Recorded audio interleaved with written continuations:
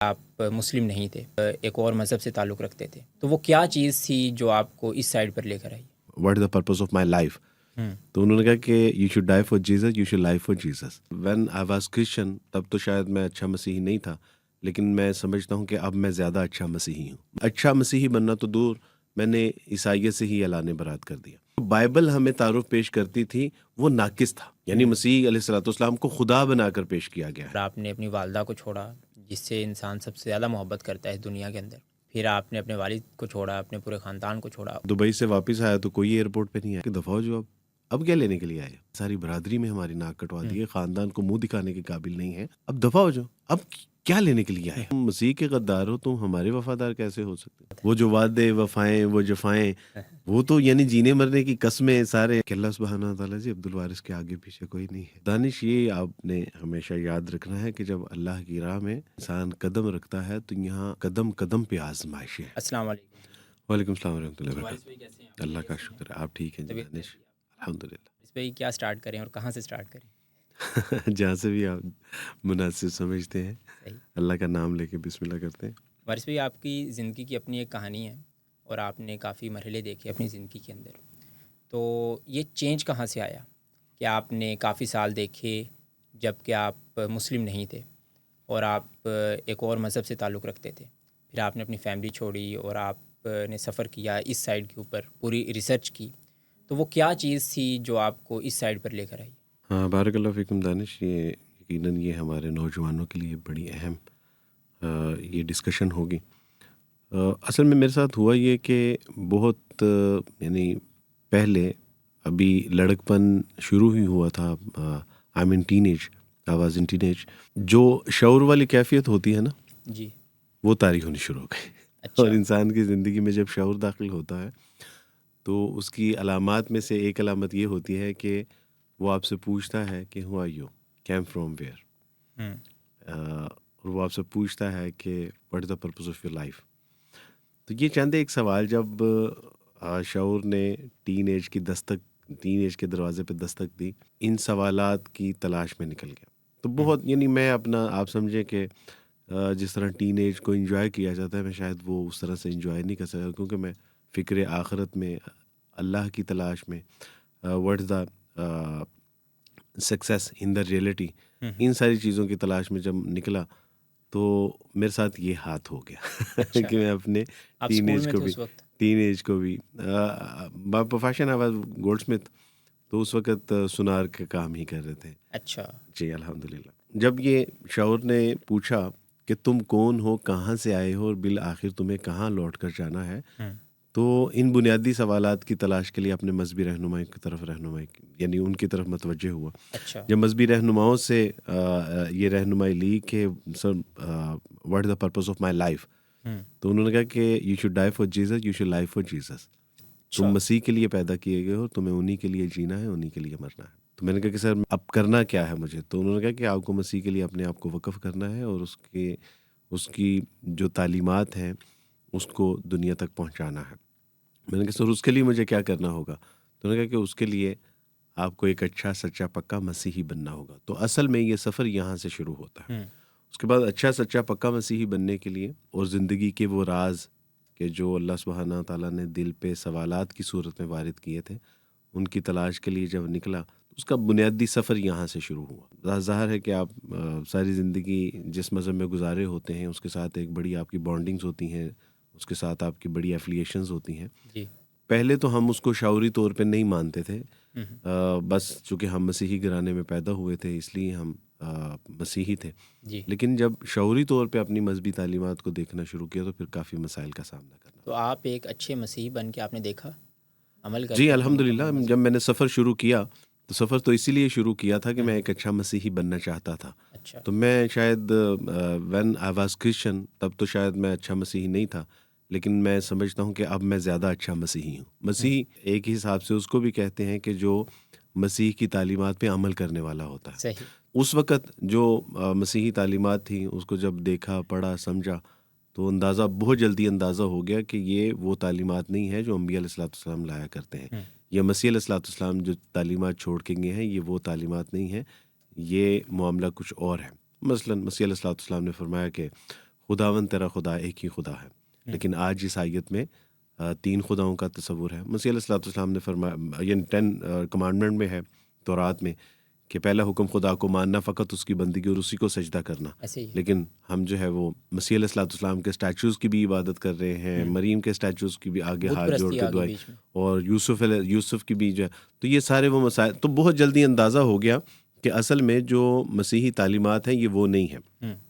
یہ افراد و تفرید کا شکار ہے اس وقت. یعنی اچھا مسیحی بننا تو دور، میں نے عیسائیت سے ہی اعلان برات کر دیا. اور جب عیسائیت سے اعلان برات کر دیا تو لیکن وہ سوال اپنی جگہ پر موجود تھے کہ اس کائنات کا خالق مالک کون ہے، مجھے کس نے بھیجا ہے، مجھے جب آخرت میں پیش ہونا ہے تو کس کے سامنے پیش ہونا ہے. تو اب یہاں پہ اصل بات تھی کہ مجھے ایک ایسے الہ کی تلاش تھی جو اس کائنات کا خالق مالک رازق ہے. لیکن جو بائبل ہمیں تعارف پیش کرتی تھی وہ ناقص تھا. یعنی مسیح علیہ السلام کو خدا بنا کر پیش کیا گیا ہے. یہ جو ایک سپریم لارڈ تھا بھی، وہ بھی جزء ثلاثہ کا محتاج تھا. یا جو مسیح کا خدا ہے وہ یعنی اتنا اکارڈنگ ٹو بائبل یعنی اتنا کمزور خدا ہے کہ وہ اپنے بیٹے کو بھی نہیں بچا پاتا. ایسے ہی ہے. تو یہ یعنی مجھے ایک ایسے خدا کی تلاش تھی کہ جو واقعی اس کائنات کا خالق مالک رازق، اور جس کے بارے میں کہا جا سکے کہ وہ ہر شے پہ قادر ہے، وہ کسی کا محتاج نہیں ہے، وہ کسی سے پیدا نہیں ہوا. تو وہ پھر اللہ سبحانہ تعالیٰ کی تلاش میں جب میں نکلا تو پتہ چلا کہ وہ ہستی نہ ہندوؤں کے ہاں ہے. ہندوؤں کے ہاں بھی برہما ہے، شیو ہے، ایک نے اس کائنات کو بنایا ہے، ایک چلا رہا ہے، ایک دن اس کو ڈسٹرائے کر دے گا. یہودیوں کے ہاں بھی خدا کا جو تصور ہے اس کے ہاں بھی اولاد پائی جاتی ہے، اور وہ بھی ایسا خدا ہے کہ جو یعقوب علیہ السلام سے کشتی لڑتا ہے اور یعقوب علیہ السلام اس کو ہرا دیتے ہیں. تو یعنی دیگر مذاہب میں خداؤں کا جب تصور دیکھا تو بڑی مایوسی ہوئی. دراصل وہ خدا مسلمانوں کے ہاں تھا، لیکن مسلمان اتنے بخیل واقعہ ہوئے کہ انہوں نے کبھی بتایا ہی نہیں کہ میاں جس خدا کو تم تلاش کر رہے ہو وہ خدا اس کائنات کا خالق مالک رازق جو ہے، وہ قرآن اس کا تعارف پیش کرتا ہے. اور وہ تھا قل هو اللہ احد، اللہ وحدہ یکتا ہے، اکیلا ہے، تنہا ہے. اللہ الصمد، وہ خدا جس کی تم تلاش کر رہے ہو کہ جو کسی کا محتاج نہ ہو. اللہ قرآن میں فرما رہے ہیں کہ وہ کسی کا محتاج نہیں ہے، وہ ہر شے سے بے نیاز ہے، بلکہ ہر شے اس کی محتاج ہے. تم لوگوں نے جن کو خدا تصور کر لیا ہے، وہ چاہے شیو تھا، وہ کرشنا تھا، وہ چاہے مسیح علیہ السلام تھے، یہ پیدا ہوئے ہیں اور یہ ایک دن موت کا مزہ بھی چکھیں گے یا موت کا مزہ چکھ چکے ہیں. ایسے ہی ہے. تو ان کے والدین بھی تھے، یہ پھر ان سے بھی آگے پیدا ہوئے. اللہ سبحانہ تعالیٰ کا ایک تعارف یہ بھی ہے کہ وہ کسی کی اولاد نہیں ہے اور نہ ہی اس کی کوئی اولاد ہے. وَلَمْ يَكُنْ لَهُ كُفُوًا أَحَدٌ، اور اس جیسا تو کوئی ہے ہی نہیں. پھر آیت الکرسی میں جب خدا کا تعارف پڑھا، اللہ لا الہ الا هو الحی القیوم، تو زندہ اور جاوید ہے، ہمیشہ سے ہے، ہمیشہ تک رہنے والا ہے. لا تأخذہ سنۃ ولا نوم. تم کہتے ہو کہ مسیح علیہ السلام جو خدا ہیں ان کو موت آ گئی، تو اللہ سبحانہ تعالیٰ قرآن میں فرماتے ہیں وہ تو ایسا الہ ہے کہ تم موت کی بات کرتے ہو، اس کو تو نیند، اس کو اونگ بھی نہیں آتی. تو یعنی اللہ سبحانہ تعالیٰ کا جب اسلام میں نے تعارف پڑھا تو میرے لیے سب سے بڑی موٹیویشن یہ تھی کہ یہ ہے وہ خدا کہ جس کی میں تلاش میں تھا. لیکن افسوس یہ تھا کہ مسلمانوں نے اللہ سبحانہ تعالیٰ کے بارے میں ہمیں بتایا نہیں، جبکہ ہم اسی معاشرے میں بود و باش رکھتے تھے، اسی معاشرے میں جی رہے تھے، اسی معاشرے میں تھے. یہ ایک گلہ ہے جو آپ آج بھی کرتے ہیں مسلمانوں سے، شکوہ ہے ان سے. بس یہ آپ سمجھیے کہ یہ ایک شکایت نہیں ہے، حقائق ہے. ایک واقعہ ہے جو میں عرض کرتا ہوں. لیکن بہرحال آج بھی کئی ایسے وارث مسیح ہوں گے معاشرے میں. آپ کے معاشرے میں 90 لاکھ وارث مسیح ہیں. ایسے ہی ہے. آپ بتائیے کہ کتنے وارث مسیح کو روزانہ کی بنیادوں پہ ہم بچا رہے ہیں. روزانہ جنازے اٹھتے ہیں، روزانہ مسیحی لوگ اس دنیا سے رخصت ہو رہے ہیں. کتنے لوگ ہیں کہ جن تک ہم نے پیغام پہنچایا. اور فرض کیجئے کہ حشر والے دن جب ہمیں جنت کا پروانہ ملے گا اور انہوں نے شکایت لگا دی کہ اللہ سبحانہ تعالیٰ جی ان سے ذرا پوچھئے تو کہ جن کو آپ نے جو ہے وہ صاحب توحید بنا کر بھیجا تھا، صاحب قرآن بنا، صاحب ایمان بنا کر بھیجا تھا، انہوں نے اس پیغام کا، قرآن کا، اسلام کا تعارف ہم تک پہنچایا؟ اگر نہیں تو پھر ان کا ہاتھ ہوگا اور ہمارا گریبان. ایسے ہی ہے، بالکل ایسے ہی ہے. اچھا وارث بھائی، اس پورے سفر کے اندر جو آپ کے خاندان کی طرف سے پریشر تھا اور آپ نے اپنی والدہ کو چھوڑا جس سے انسان سب سے زیادہ محبت کرتا ہے اس دنیا کے اندر، پھر آپ نے اپنے والد کو چھوڑا، اپنے پورے خاندان کو چھوڑا، وہ کچھ واقعات آپ بتائیں، یا وہ کیا واقعات تھے جب ان کو پتہ چلا کہ آپ نے اسلام قبول کر لیا؟ ان کا ریئیکشن کیا تھا؟ آپ نے اس کو کیسے مینیج کیا، یا آپ پھر بھی خاندان کے ساتھ چلتے رہے یا چھوڑ دیا آپ نے خاندان اس وقت؟ دین آئی واز ان دبئی. وہاں سے جب میں نے اسلام قبول کرنے کا گھر میں اطلاع دی کہ میں نے اسلام قبول کر لیا ہے، امی تو خاموش ہو گئیں، ابو بس ہوں ہاں میں جواب دیتے تھے. ان کو پہلے اور تھا کہ آپ اسلام کی اندازہ طرف؟ تو ان کو تھا کیونکہ ہم گھر میں کتابیں پڑھی ہوئی تھیں، قرآن مجید تھا، سیرت کی کتابیں تھیں، تو ان کو پتہ تو تھا کہ میں، یعنی میرے والد صاحب نے مجھے ایک بار بتایا ان کا کہ ہم سانو پتہ سے تو کچھ ان چڑھائیں گا. تو جب میں دبئی سے واپس آیا تو کوئی ایئرپورٹ پہ نہیں آیا، انہوں نے پہلے اطلاع کر دی تھی کہ میں نے اسلام قبول کر لی. گھر آیا تو یہ کب کی بات ہے؟ یہ 2006 اور 7 کے درمیان کی 6 اور بات ہے. 7 کی. تو میں نے گھر آیا تو گھر میں نے نوک کی، ابا نے دروازہ کھولا کہ دفعہ ہو جو اب کیا لینے کے لیے آئے؟ یعنی تم نے اسلام قبول کروا کے ساری دنیا میں ہماری ناک کٹوا دی ہے، ساری برادری میں ہماری ناک کٹوا دی ہے، خاندان کو منہ دکھانے کے قابل نہیں ہے، اب دفعہ ہو جاؤ، اب کیا لینے کے لیے آئے ہو؟ اماں نے کہا کہ چلیں بچہ ہے اتنے عرصے بعد پاکستان آیا تو بیٹھ کے بات کرتے ہیں. بس وہ اندر جانے کی دیر تھی، اس کے بعد پھر میں باہر نہیں نکلا. لیکن اس دوران ہوا یہ، امی ابو نے شدید ناراضگی کا اظہار کیا.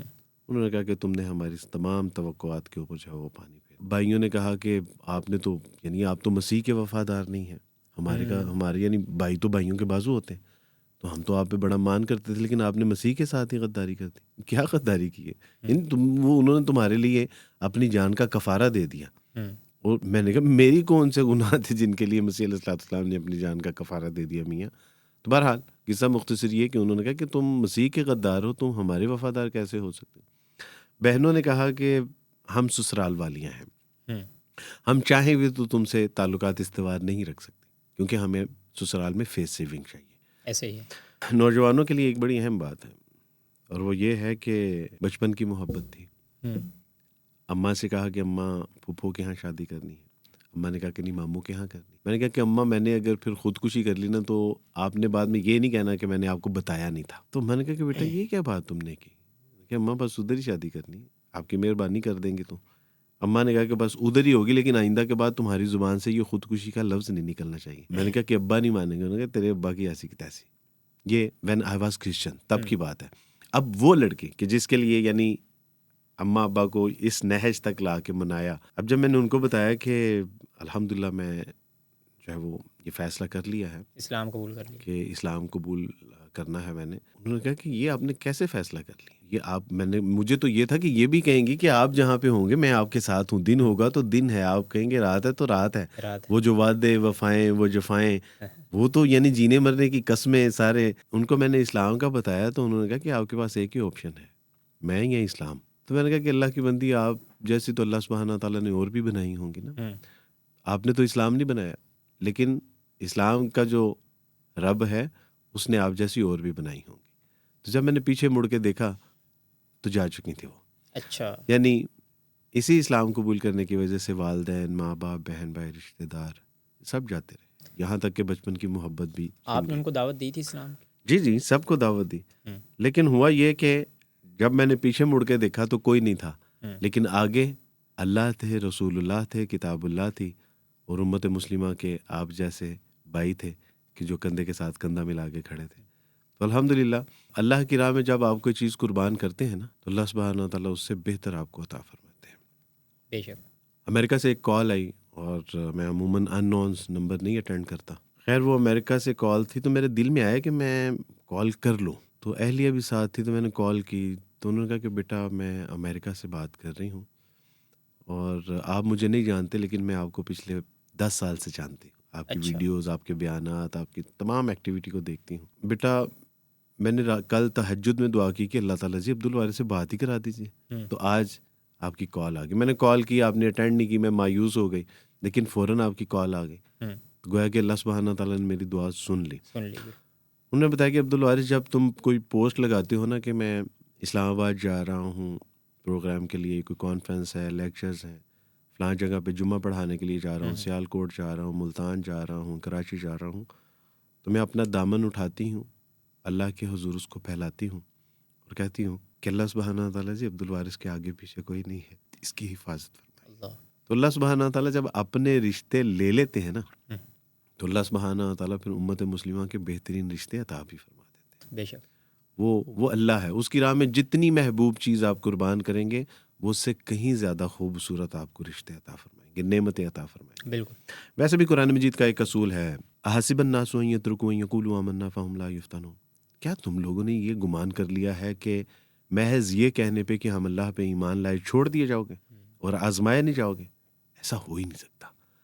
بلال رضی اللہ تعالیٰ عنہ سے کسی نے پوچھا کہ بلال، جب آپ لات منات عزا نائلہ یا غوث کی عبادت کرتے تھے تو کوئی مسئلہ ہی نہیں تھا، سب ٹھیک تھا، اب جب سے آپ نے احد احد کہنا شروع کیا ہے، لا الہ الا اللہ محمد رسول اللہ کا اقرار کیا ہے، آپ کے اپنے جو ہیں وہ آپ کو زد و کوب کرتے ہیں، تکلیف دے رہے ہیں، ایذائیں دے رہے ہیں، گرم ریت کے اوپر لٹا کے اس کے اوپر پتھر رکھ دیا جاتا ہے، چھال کی رسی سے باندھ دیا جاتا ہے، کھانے پینے سے محروم کر دیے گئے ہوں، تو کہا کہ جب تم بازار سے برتن خریدنے کے لیے جاتے ہو تو کیسے خریدتے ہو اس کو، یعنی اس کا معائنہ کیسے کرتے ہو، اس کو چیک کیسے کرتے؟ تو کہا کہ ٹھوک بجا کے دیکھتے ہیں کہ کچا ہے کہ پکا ہے۔ بالکل۔ کہا کہ بلال کا رب بھی اسے ٹھوک بجا کے دیکھ رہا ہے کہ بلال ایمان میں کچا ہے کہ پکا ہے۔ دانش، یہ آپ نے ہمیشہ یاد رکھنا ہے کہ جب اللہ کی راہ میں انسان قدم رکھتا ہے تو یہاں قدم قدم پہ آزمائشیں ہیں۔ بالکل۔ یعنی آپ نے میٹرک کی ایک سند لینی ہوتی ہے، کاغذ کا ٹکڑا ہے، ایسے ہی ہے۔ اور اس کے لیے آپ کو کتنی آزمائشوں اور امتحانات سے گزرنا۔ بالکل بالکل۔ اور جس اللہ نے آپ کو جنت الفردوس عطا فرمانی ہے، جہاں بہترین لوگوں کا ساتھ عطا فرمانا ہے، جہاں انبیاء علیہ الصلوۃ والسلام، صدیقین، شہداء اور صالحین ہوں گے اور ہمیشہ ہمیش کی زندگی ہے، اس کے لیے آزمائے نہ جائیں، ہاؤ اٹس پاسبل؟ یہ ایسا ہو ہی نہیں سکتا، ممکن ہی نہیں ہے۔ تو یہاں قدم قدم پہ آزمائشیں ہیں، بس اللہ سبحانہ تعالیٰ سے دعا یہ کرنی چاہیے کہ اللہ جی آپ ہمیں آزمائش میں ڈالیے ضرور، لیکن ہمیں تنہا نہ چھوڑیے، کیونکہ جب تنہا چھوڑ دیا نا تو پھر ہمارا کوئی پرسان حال نہیں۔ تو بس دعا یہ کرنی چاہیے کہ اللہ سبحانہ تعالیٰ ضرور آزمائیے، لیکن پلیز ہمیں آپ تنہا نہ چھوڑیے، اکیلا نہ چھوڑیے۔ تو اللہ یقیناً اللہ سبحانہ تعالیٰ اپنے بندوں کے ساتھ یہی معاملہ فرماتے ہیں کہ وہ آزماتے تو ہیں لیکن اس کو چھوڑتے نہیں۔ بظاہر آپ نے دیکھا ہوگا کہ ایک بچہ سائیکل چلا رہا ہوتا ہے، اس کو یہی لگ رہا ہوتا ہے کہ میں سائیکل چلا رہا ہوں، پیچھے سے ابا نے پکڑا ہوتا ہے۔ ایسے ہی ہے۔ اللہ سبحانہ تعالیٰ اپنے بندوں کو آزماتے ضرور ہیں لیکن چھوڑتے نہیں، اور یہی دعا کرنی چاہیے کہ اللہ سبحانہ تعالیٰ اسی طرح معاملہ فرمائے۔